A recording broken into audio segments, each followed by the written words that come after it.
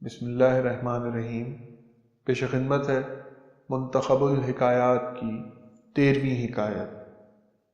ایک مرتبہ ہاتھ، پاؤں، منہ، زبان، دانت، حلق تمام اعضاء پیٹ سے باقی ہو گئے اور سب نے باخود حاصلہ کی کہ دیکھو ہم سب کے سب رات دن پیٹ کی خدمت میں لگے رہتے ہیں اور بے سبب ہم کو اس کی غلامی کرنی پڑتی ہے۔ ہاتھ نے کہا میں پیٹ کے واسطے کام کرتے کرتے تھک گیا۔ پاؤں نے کہا پیٹ کے لیے دوڑتے دوڑتے میں عاجز آ گیا۔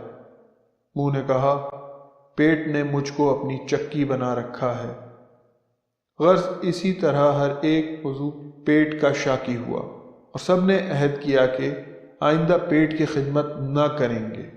جب یہ تمام لشکر پیٹ سے منحرف ہوا تو پیٹ کو ہر طرح کی تکلیف ہونے لگی۔ پیاس معلوم ہوئی تو ہاتھ پانی لینے کو نہیں ہلتا، پاؤں گھڑونچی تک نہیں چلتا، بھوک لگی تو ہاتھ روٹی تک نہیں توڑتا، منہ لقمہ نہیں لیتا۔ تب پیٹ نے بھی سب لشکر کی تنخواہیں اور جاگیریں موقوف اور ضبط کیں۔ خون کا راتب بند ہوا تو باغیوں کا لشکر لگا بھوکوں مرنے۔ ہر ایک سپاہی کمزور ہو گیا۔